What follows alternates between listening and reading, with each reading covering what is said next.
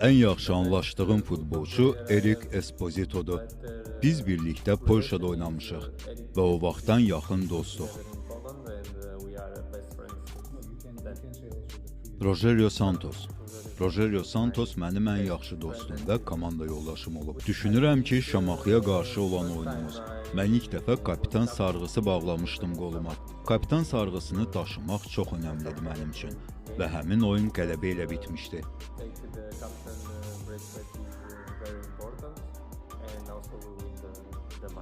Təkliflər olmuşdu. Müxtəlif klublardan və müxtəlif ölkələrdən təkliflər olmuşdu. Dəqiq deyə bilmərəm. Yəqin ki, Ramos, Otamendi. Əsasən bu oyunçulara bənzəyirəm.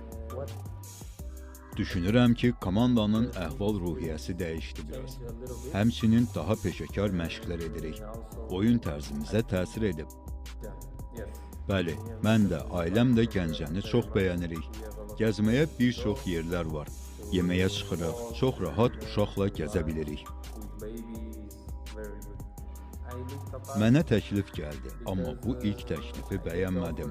Sonra isə seçim etmək gec oldu. Qayıtmağımın səbəbi isə şərtlərimə uyğun klub tapmaqda çətinlik çəkdim və o vaxt Kəpəzdəki vəziyyəti gördüm. Geri dönüb komandaya yararlı olmaq istədim. Düşünürəm ki, klub hələ də yaxşı klubdur. Klubda hər şey keyfiyyətlidir. Fitness zalı, məşqlərimiz, yeni stadionumuz var.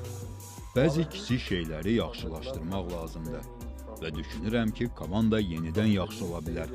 Həmin vaxt mən də Kəpəzdə olmaq istəyirəm. Mən Bakıda yaşamamışam, Bakı haqqında danışa bilmərəm. Amma Gəncə mənim üçün yaxşıdır. Igor'u tanımıram, ona görə onun haqqında danışa bilmərəm. Santos deyirəm.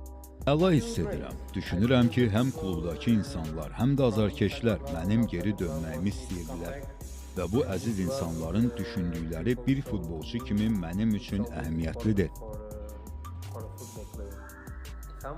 Maldini'ni görməmişəm. Ramos mənim üçün bir nömrədir. Çempionlar Liqası, Real Madrid və s.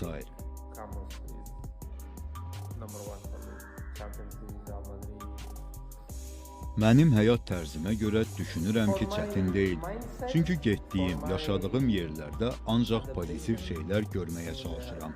Və Gəncədə də bir çox müsbət cəhətlər tapa bilirəm. Çətin deyil. Əlbəttə, Avropadan fərqlidir. Əgər yaşadığım yerdə ancaq müsbət xüsusiyyətlər